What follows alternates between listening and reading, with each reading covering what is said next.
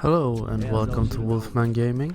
This is my The Last of Us Remastered Grounded difficulty walkthrough. This is chapter 4, also known as Pittsburgh, and this is part 2 of that chapter. This is the fight where Ellie is helping you as a sniper, and I follow a very specific pattern. As soon as you jump down, I take off running and try to replicate this pattern as close as possible, because we're gonna use that to glitch the other part, or the second part of this fight. Sadly to say, I have to admit that the strategy I use for this fight is not something I have come up with. It's a strategy I came across on YouTube, and I want to give credit where credit is due, so I saw this on a PS4 Trophies channel, so all credit to Brian over at PS4 Trophies and this amazing strategy. The rest of the game is completely my doing, my own strats, but this fight is gonna make or break your run, I think, of this game on this difficulty. So I thought it'd be stupid not to leave it out of this walkthrough, because I want to make it as easy for you as possible to get through this game on Grounded. But I'm not taking any credit for this. This goes all out to PS4 Trophies. So, as you can see, I've taken down 3 enemies, and this is the 4th. And here your timing is very critical. You may have to restart this fight a few times to get it to work, because after you've choked out the first guy, when you run up the stairs, there's a bit hit or miss chance if you get spotted or not. You heard the gush of wind of the enemies being very close to seeing me. But after you take down this guy, run over to this place as fast as you can and jump in here, choke him out, and we'll soon take down the last guy of wave number 1. And what this does is quite funny, and I don't understand how someone found this out. Because run in here, I jog and start crouching because I don't want to make him aware of my presence. But here he comes, right on cue. Choke him out by this corner. Don't let him get past it, or kill him by this corner. And now something has happened to the second wave, because the game doesn't know how to react to this for some reason. So there are 8 enemies in the second wave, and they have spawned in pairs in each corner of this area. So there are 2 enemies standing passively in each corner of this area, as you can see right in front of me. So I throw a brick, and this is quite funny actually. Hey, throw a brick, get their attention that way, choke out the first guy, and as soon as he goes down, I sneak up behind the second one, move quite fast, and choke him out. Easy, and very weird. And then we go over to the other side, and we rinse and repeat that strategy. But since this is a bit of a slow fight, I want to talk about higher difficulty levels, or playing at higher difficulty levels. I enjoy playing at higher difficulty levels as long as they are fair in their difficulty, as this game is. If you play smart and you don't waste bullets, you will get through the game. But sometimes when you set the game to hard, or even very hard, or extreme, or whatever the highest difficulty is called, suddenly the enemies have perfect aim, and take you down in one hit. Basically, they always aim for your head and they insta-kill you. And that's not fair, and it's not fun, because whether you beat the game or not, then is more a game of chance. You just roll the dice and hope you roll a pair of sixes. I haven't always played on higher difficulties. Those who know me know that I used to play on easy because I wanted to just experience the game and not have a challenge. I just wanted the story and the gameplay and cruise through everything. But I refound my love for the higher difficulties thanks to a friend of mine who introduced me to the game Bloodborne. I got a copy of Bloodborne and he started nagging me to play it because he's a great Souls fan and he loved Bloodborne, and he was going at me, "Come on Wolfman, you gotta play the game, try it at least." And after weeks of him nagging me, just wanna say quickly, what I'm doing here is that I'm trying to make a little bit of noise to lure out the enemies one by one, which I fail miserably at. But anyway, getting back to what I was saying, I started playing Bloodborne and I hated it. I hated that game with every inch of my being, because it was hard, it was punishing, and not at all what I was used to playing. But then I came to a point in the game where my stubbornness and pig-headedness kicked in, and I was like, okay, fuck this game. I'm not gonna get beat by programming. I'm better than this. And then I started to get better at the game, as you do when you're playing very difficult games and you don't give up. And then I started to love the game because the game hated me. And it became a race between me and the programming from software. Who's the better? Or who's better? And after that I refound the joy and charm of playing at higher difficulties. I don't always play at extreme difficulties. It depends on the game. As I said, if it's not a fair difficulty increase, I don't see the fun in playing it. But playing at higher difficulties turns you into a better player. It heightens your reflexes, your logical thinking and problem solving increases, I think. And it's always a sense of catharsis and accomplishment when you've been struggling with a boss or a big gauntlet of enemies and finally you persevere. What I'm doing right now is that I'm gonna try to bottleneck the last 4 enemies in that opening. I throw a bottle to get their attention, and I'm hoping to group up as many of them as I can. And I fail miserably at this because I throw my bomb and I think it just takes out one of them. So there's 3 guys left afterwards. But some people enjoy playing on easy mode still, and there's absolutely nothing wrong with that. I'm not that kind of elitist guy that says, "Ah, come on, get good, you fucking noob."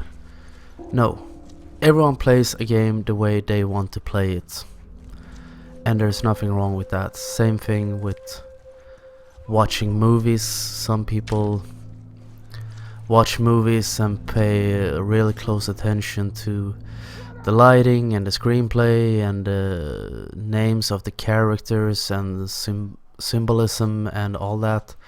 And some people watch a movie and see pretty pictures for 90 minutes. Or as in modern movies, 2.5 hours. Because movies have become quite a bit longer nowadays. I think it's hard to find a movie that's shorter than at least 2 hours. And that's nice. sometimes, and sometimes it just drags the story on for much longer than it should have to be. Anyway, getting back to this game, the final guy saw me, and I'm hoping that Ellie will show that she's not completely worthless and take him out. Sometimes when things go south in this fight, Ellie can be an absolute beast, or she can be a dummy with a stick in her hands. So I wait in this office. I think this office is great because you can use the cubicles to sneak around if you have 2 or 3 enemies left. If things head south, you can use the cubicles and sneak around them, wait for your advantage to get the drop on them and take them out one by one. So as I'm sitting here waiting for him to come in, Ellie takes a shot and takes him out. And as soon as she's done, Joel says that and you're safe. So moving on, this is quite soon afterwards. You come into this office building and we're gonna sneak up the stairs. So we're gonna run up the stairs and you're gonna face 2 enemies patrolling down the hall. So just creep back behind this corner and wait until they pass you, because they will start walking down those stairs and you can sneak after them and take them out, or take one of them out, and the other one you may have to fight as I do.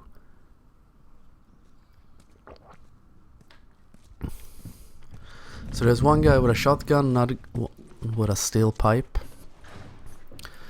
I get a bit lucky here because the guy with the steel pipe passes the guy with shotgun, so I can take him out stealthily before the other guy sees me, and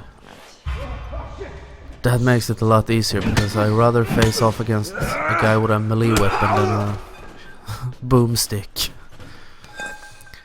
So take them out, no problems at all, and steal his pipe and progress further onwards. And as I mentioned previously, this is a very long chapter, and I think it outstays its welcome because it's just a concoction of huge fights against hunters, which is not necessarily a bad thing. I just think this city scene, whatever you call it in English, city environment, becomes a bit boring after a while, because I want to see the bushes and trees, even if I'm not much of a nature person in real life. I prefer moving around in the city where I live instead of heading into the countryside, getting eaten by mosquitoes or whatever you may find out there. Anyway, when you come out here, you see some people talking over in a building across the street, and you just move over to the left side. Don't go into that closest door. If you could see, there was a tripwire across the door. There's another tripwire over here, but it's set so high up, so if you sneak you'll go right under it and you won't have any problems at all.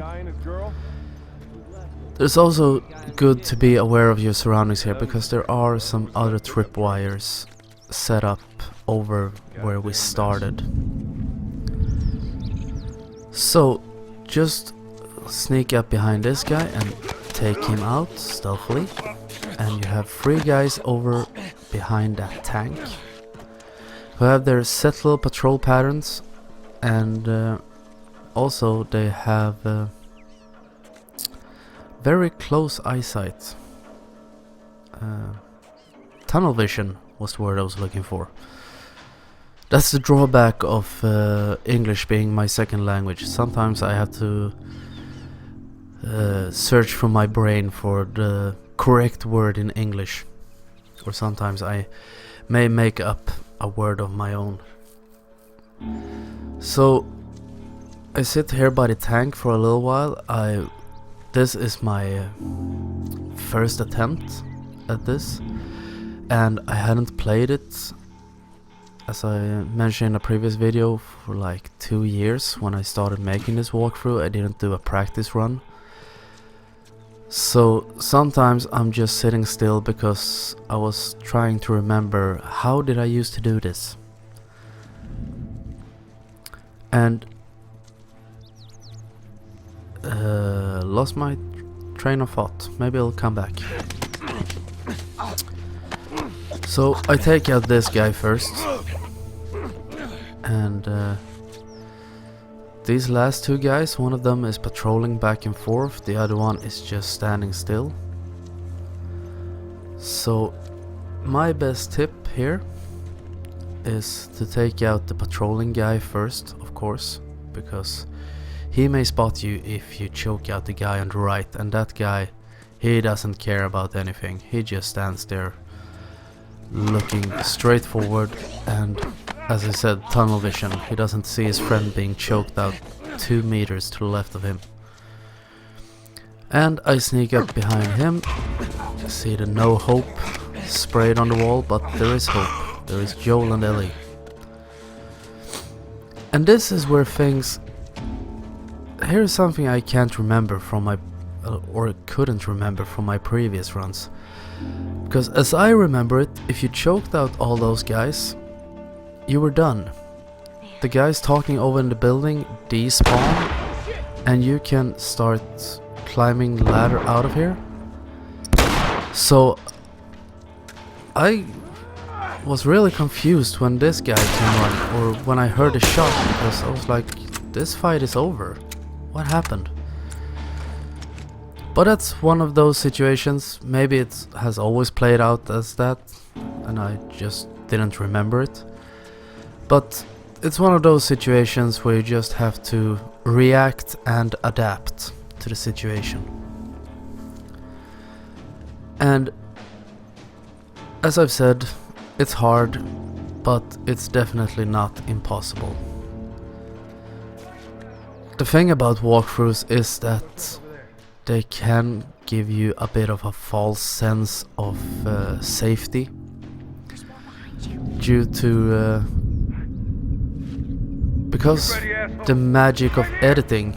I look like a god mode player because I have edited out all the times I failed at things, because that wouldn't make any sense to include in this walkthrough. I'm thinking about maybe when I've posted this entire walkthrough, I will make a top 3 fail video where you see the failed attempts at some of the fights in this game, because I died quite a few times when I recorded this run. I'm not gonna lie to you people. But endure and survive. That's the good part about a walkthrough. I have died, so you won't have to.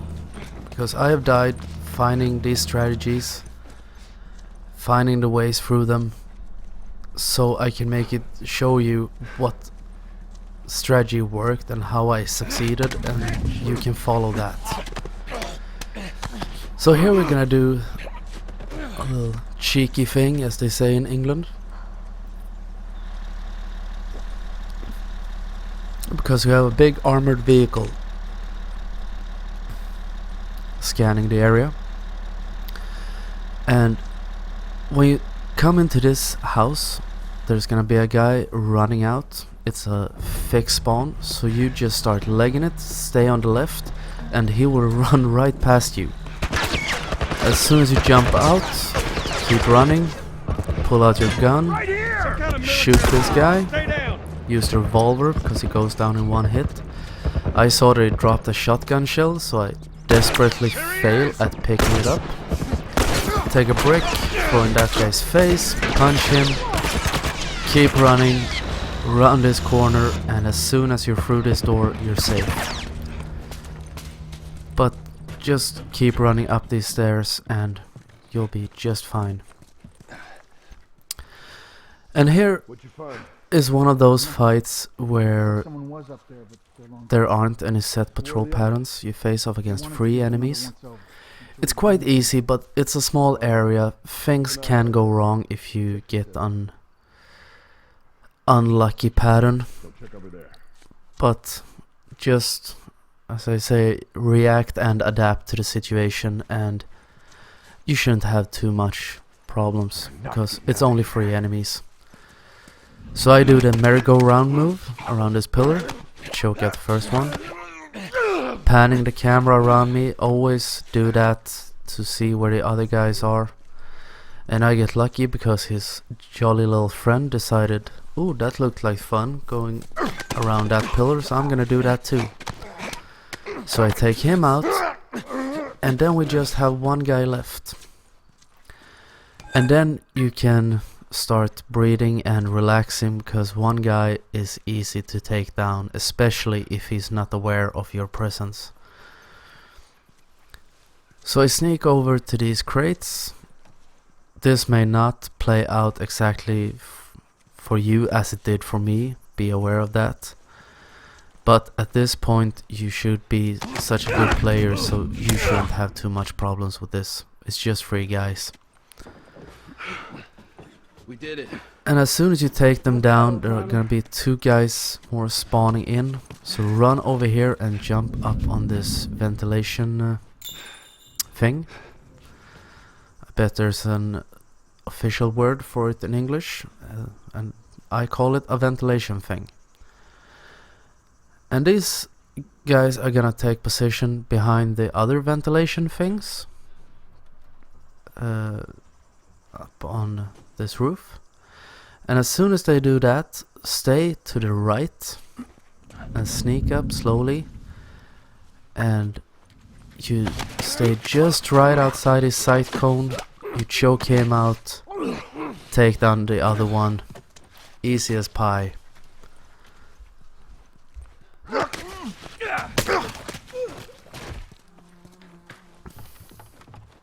No problem. So this fight, this can be quite hard.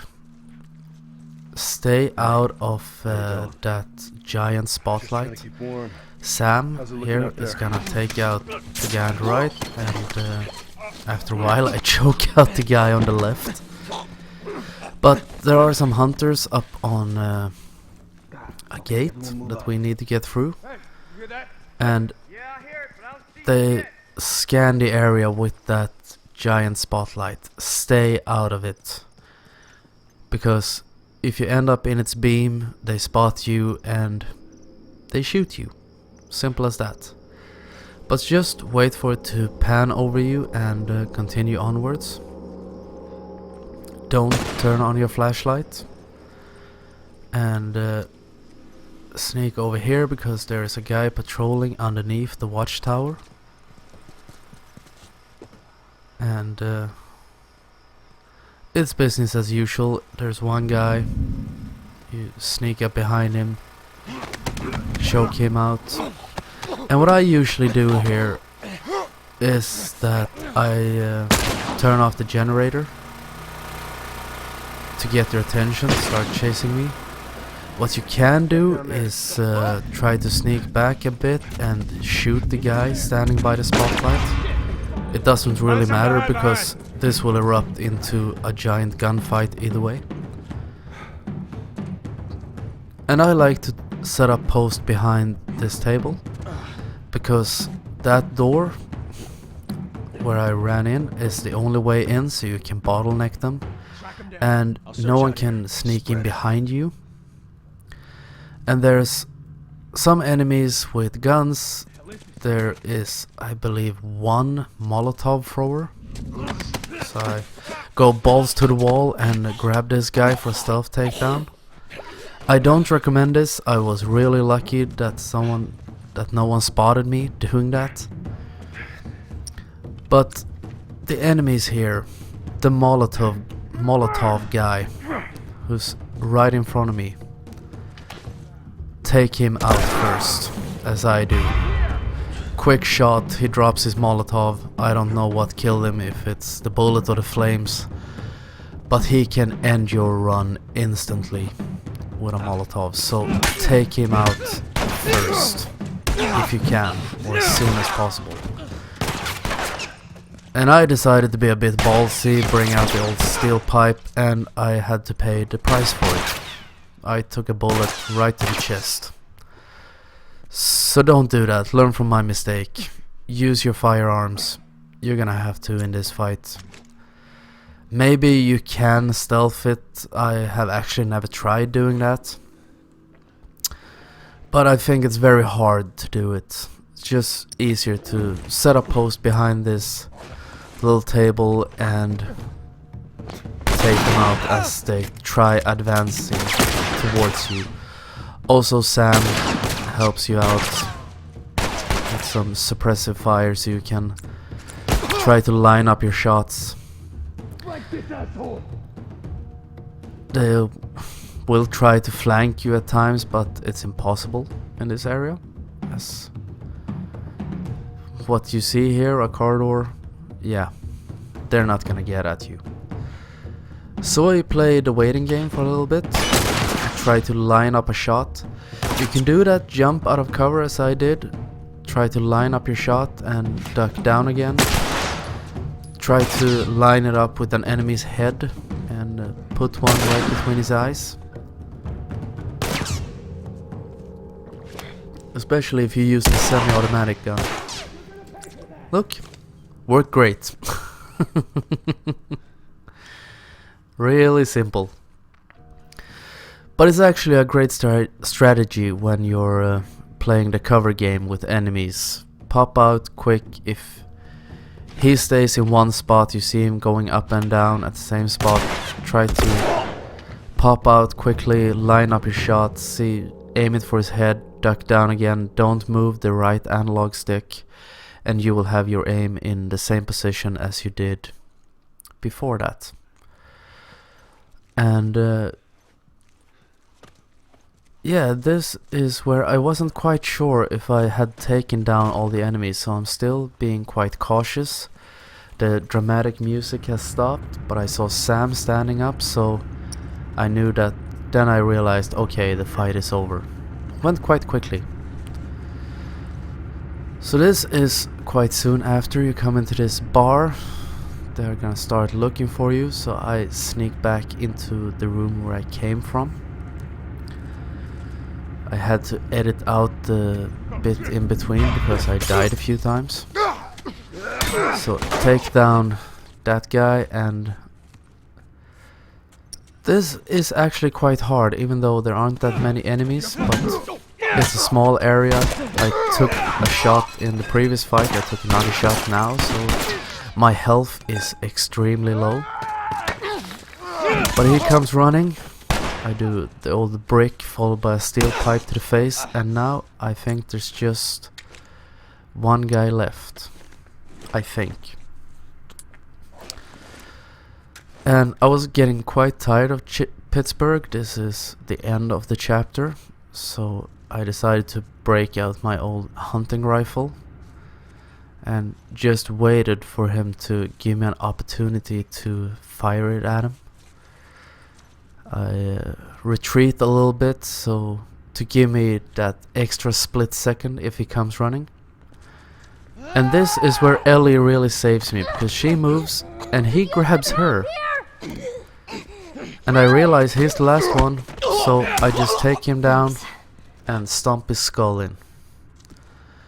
And now we're getting to the very last part of Pittsburgh, and we can finally leave the most boring chapter of this game behind us.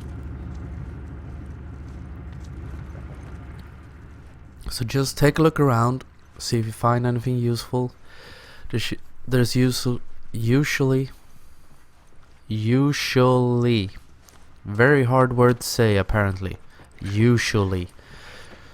There's usually some good things to find. See, a little snack over there to heal my injuries. Maybe something good in the bar. Stop for a quick draft beer before you go on fighting. Also some pills. Maybe you can boost yourself up with some steroids. But when you feel done with this place, just move this laundry cart or wherever it is and starts progressing through this door, and you're gonna be chased by the armored vehicle. In this chase, its gun is quite nerfed, but it can take you down quite quickly, especially if you're at low health. So I recommend when you run here, try to get behind signs or rocks or whatever. As soon as you like that sign, I turn him behind it so I stay out of his line of fire. And that is the end of Pittsburgh, and thank you very much for watching this video, and I will see you in the next one. So until next time, this is the Wolfman signing off.